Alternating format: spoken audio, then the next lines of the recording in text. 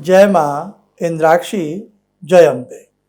इंद्राक्षी धाम में सभी साधकों का हम हार्दिक स्वागत करते हैं। आज श्रावण मास का अंतिम सोमवार है। हालांकि गुजरात और महाराष्ट्र में श्रावण थोड़ा लेट तक चलता है, सबका अपने अपने पंचांग स्थिति के हिसाब से है, लेकिन हम दिल्ली, पंजाब, यूपी इस साइड की सारी बेल्ट को देखें तो उस हिसाब से आज श्रावण मास का अंतिम सोमवार है। आज 24 तारीख है और सोमवार जो है भगवान शिव को अति प्रिय है।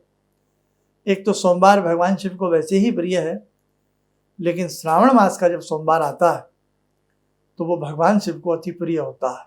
मासों में श्रावण मास भगवान शिव की भक्ति करने वाला बहुत ही परम पुनीत माह माना जाता है। रक्षाबंधन भी आने को है। रक्षाबंधन में बहुत लोगों ने भ्रांति है कि ग्रहण है, इसकी जानकारी हमने आपको दे दी है। 28 अगस्त का रक्षाबंधन मनाया जाएगा मध्याह्न समय में, और उस दिन किसी भी प्रकार से कोई ग्रहण नहीं है। भारत में ग्रहण नहीं है, यह आप ध्यान रखें। इसके लिए सारी वीडियो हमारी आपको दे दी गई है। तो आज सावन का सोमवार है। जिसने सावन में भक्ति ना की हो, आज इस अंतिम सोमवार में जरूर करे।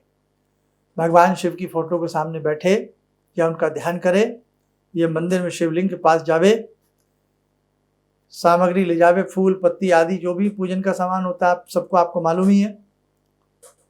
भगवान शिव को प्रणाम करे, ओम नमः शिवाय ओम नमः शिवाय जपे, पंचोपचार उनका पूजन करके धूप दीप चंदन तिलक आदि अर्पण करके, बेलपत्र जल आदि चढ़ा करके भगवान शिव को प्रणाम करे और उन्हीं के श्री चरणों में दीप आदि जला करके आप हिरिम नमः शिवाय हिरिम, हिरिम नमः शिवाय हिरिम, हिरिम नमः शिवाय हिरिम इस महामंत्र की 5 माला करें या 11 माला करें। अति उत्तम फल की प्राप्ति होगी। दिन में चलते फिरते उठते बैठते, आज सोमवार है, इसी मंत्र को आप लोग जपते रहें। और नंदी की सेवा करने से महापातक जैसे कष्टों का विनाश होता है। कहीं भी आपको नंदीश्वर दिखाई दें तो आप नंदी की सेवा जरूर करिएगा। बड़ा दुख लगता है, बहुत पीड़ा लगती है कि जब गाय ब्याती है तो बहुत लोग नंदियों को ऐसे ही, बेचारे छोटे छोटे बच्चे को ऐसे ही छोड़ देते हैं मरने के लिए। बहुत दुख लगता है। कहाँ से लगता है कि वो भगवान शिव को मानते हैं? कहाँ से लगता है कि उनके अंदर इंसानियत नाम की कोई चीज़ है? केवल दूध का व्यापार, बस दूध चाहिए, बस दूध चाहिए। आप कभी सड़क पर निकलें, हाईवे पर देखें, इधर उधर देखें, वो बेचारे पानी के लिए, प्यास बुझाने के लिए, अन्न के लिए मारे मारे घूमते हैं। क्या यही नंदीश्वर की पूजा है? क्या ऐसे ही दर्शन भगवान शिव चाहते हो आप, भगवान शिव के आपको दर्शन हो जाए और महाकाल आपसे प्रसन्न हो जाएंगे? कदापि नहीं हो सकते। खच्चर पर बैठ करके आप भगवान शिव के दर्शन करने का प्रयास करते हो, आपकी टांगें दुखती हैं, क्या उसकी टांगें नहीं दुखती? क्या उसको दर्द नहीं होता? बारिश में वो लोग ऐसे ही खड़ा करके रखते हैं, मर जाते हैं तो नीचे फेंक दिए जाते हैं, इंश्योरेंस का क्लेम मिल जाता है। उन बेचारों को क्या मिलता है? कई बार तो ये लगता है कि इनको भरपेट भोजन भी मिलता है या नहीं मिलता है। ध्यान रखना, श्रावण का अंतिम सोमवार है, वो पशुपतिनाथ हैं।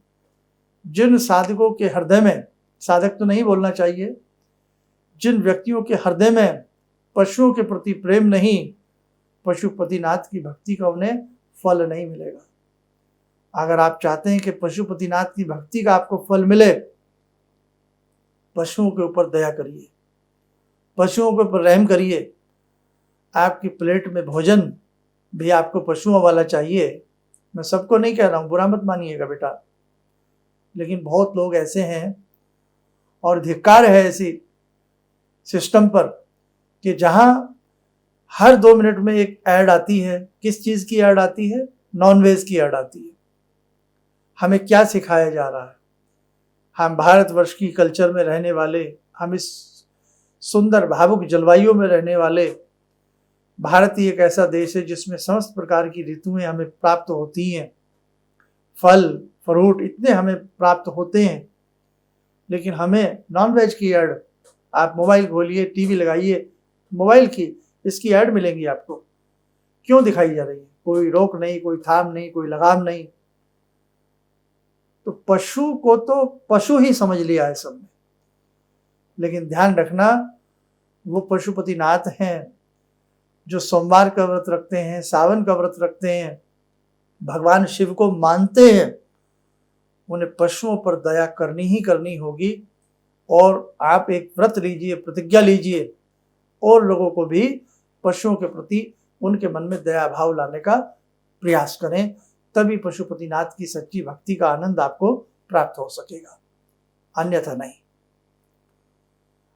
आज के दिन नंदी की सेवा परम आनंद को प्राप्त कराती है।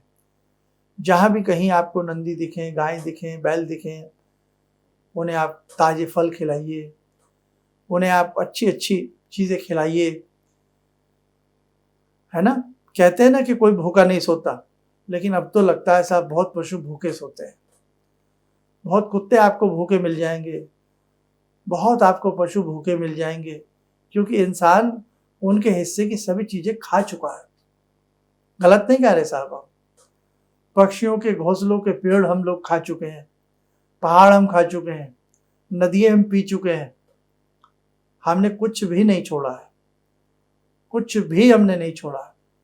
कई बार ऐसी ऐसी चीजें सामने आती हैं, हाथियों को कैद किया हुआ है, हाथी से चला नहीं जा रहा है, और उसके नाम पे भीख मांगी जा रही है।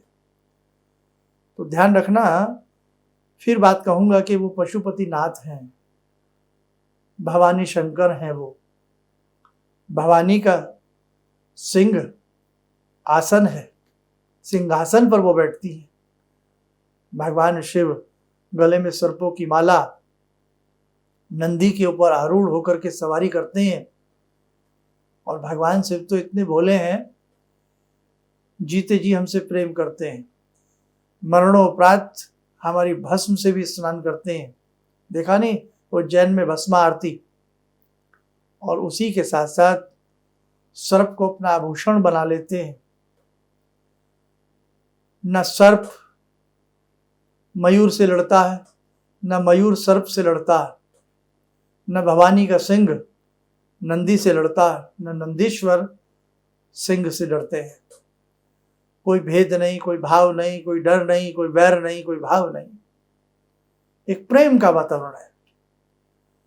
हमारा प्रेम छिन गया है, तो इसलिए आज ध्यान रखना, प्रकृति बड़ा खतरनाक रूप लेने वाली है, रौद्र रूप लेने वाली है। आने वाले समय में भयंकर से भयंकर बीमारियों से हमें पीड़ा प्राप्त होने वाली है। आप देख रहे हैं कि डायबिटीज कितनी फैलती जा रही है, आप देख रहे हैं कैंसर के कितने मरीज बढ़ते जा रहे हैं, छोटे छोटे बच्चों के चश्मे, बाल सफेद होते जा रहे हैं। किस प्रकार की बीमारियां से हम लिप्त होते जा रहे हैं। तो इसीलिए आने वाले समय में, अभी तो शारीरिक रूप से हम कमजोर हो रहे हैं, हम मानसिक रूप से भी कमजोर हो रहे हैं, हम आर्थिक रूप से भी कमजोर हो रहे हैं, लेकिन प्राकृतिक रूप से अभी हम कमजोर होने वाले हैं, क्योंकि प्रकृति का हमने बहुत दोहन किया है। ज़्यादा ना कहते हुए अपनी बात को समाप्त करता हूँ। मन में पीड़ा होती है, इसलिए आप हमें सुनते हैं, आपको कहने समझने का मन करता है।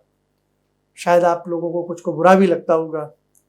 आज लेदर का कितना चलन है, लेदर की बेल्ट, लेदर के जूते, लेदर का पर्स। कभी सोच के देखिएगा कि आपके पाँव में जूते किसके हैं। अगर लेदर पहनते हो, आपकी वजह से किसी की हत्या हो रही है।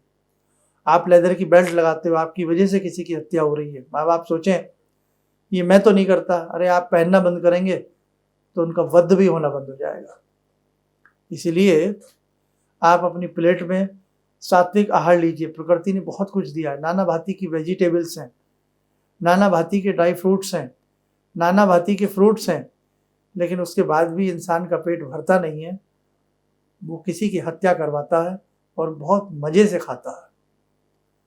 तो भाई बहुत चीज़ें हैं समझने और सुनने वाली, और फिर भी हम कहते हैं हम पशुपतिनाथ के शिष्य हैं।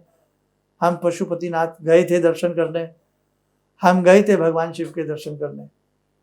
तो आप समझ सकते हैं कि शिव आपसे प्रसन्न है, लेकिन हमें नहीं लगता कि भगवान ऐसे लोगों से प्रसन्न होते हों जिनके मन में दया ना हो, जिनके मन में भाव ना हो पशुओं के प्रति। खैर, आज बहुत अच्छा सोमवार है। जितना आपसे सुंदर बन पड़े भगवान शिव की भक्ति आप करिएगा, आनंद आएगा। एक छोटा सा संदेश, 6 सितंबर को एक विशेष पूजन इंद्राक्षी धाम में होने वाला है। महाकाल का ये विशेष पूजन है। इस पूजन में हम आए हुए सभी भक्तों को श्रावण में सिद्ध किए गए रुद्राक्ष देने वाले हैं प्रसाद रूप में। इस पूजन में भाग लेने से आपकी कामनाएं पूर्ण होंगी, आपके कष्ट दूर होंगे, स्थिर लक्ष्मी की प्राप्ति होगी। और यह पूजन निःशुल्क है। इसमें किसी भी प्रकार से कोई शुल्क की धाम में आवश्यकता नहीं है। बस आप आएँ, सुंदर भाव से इस पूजन को करें, भगवान शिव भवानी से आशीष लें और अपने कष्टों से पार पाएं। आइए, समय हो चला आज की ध्यान साधना का। जुड़ते हैं भगवान शिव से। ओम आत्मा त्वं गिरिजामति सहचरा प्राणा शरीरं गृहं पूजा ते विषयोपभोग रचना निद्रा समाधिस्थिते संचारा पदयो प्रदक्षिण विदेः श्रोत्राणि सर्वागिरो यद्यात् कर्म करोमि तद्दखिलं शम्भोस्तवाराधनम् चन्द्रोद्भासितशेखरे स्मर हरे गंगाधरे शंकरे सर्पे भूषितकण्ठकर्णविवरे नेत्रोत्तवे स्वानरे दन्ते त्वकृतसुन्दरां वरदरे त्रैलोक्यसारे हरे मोक्षार्तिं कुरु चित्तवृत्त्यमचलं मन्येस्तु किं कर्म वे वन्दे देव उमापतिं सुरगुरुं वन्दे जगत्कारणं वन्दे पन्नगभूषणं मृगधरं वन्दे पशूनां पतिं वन्दे सूर्यशशाङ्कवह्निनयनां वन्दे मुकुन्दप्रियं वन्दे भक्तजनश्रयं च वरदां वन्दे शिवं शङ्करम् ॐ कर्पूरगौरं करुणावतारं संसारसारं भुजगेन्द्रहारं सदा वसन्तं हृदयारविन्दे भवं भवानी सहितं नमामि भवं भवानी सहितं नमामि। कवच बना लें, ध्यान करें, सदा शिव शंभू का शुभ आशीष हम सबके ऊपर बरस रहा है।